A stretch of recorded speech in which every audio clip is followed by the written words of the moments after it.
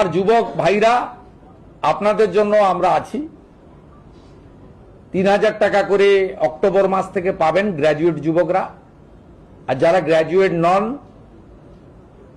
যারা ন্যূনতম শিক্ষা বা একটা শিক্ষা নিয়েছেন তার পূর্ণাঙ্গ গাইডলাইন আমরা বের করব, তারা ২,০০০ টাকা করে পাবেন। এক্ষেত্রে বাজেট বইতে যেটা আছে সেটা হচ্ছে মাসে যারা ১ লক্ষ টাকার বেশি রোজগার করেন, ইনকাম ট্যাক্স পেই, তারাই এই সুযোগ পাবেন না। এটা বছরে নয়, এটা ক্লিয়ার করতে চাই।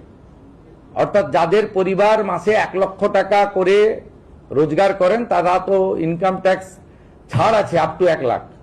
১ লাখের উপরে ইনকাম ট্যাক্স দিতে হয়। আপনারাও আমাদের সঙ্গে একমত হবেন, ১ লক্ষ টাকা যে পরিবারের রোজগার আছে তার নিশ্চয়ই এই ভরসা স্কিম নেওয়ার দরকার হবে না। সেটাই বলা হয়েছে। এটা কিন্তু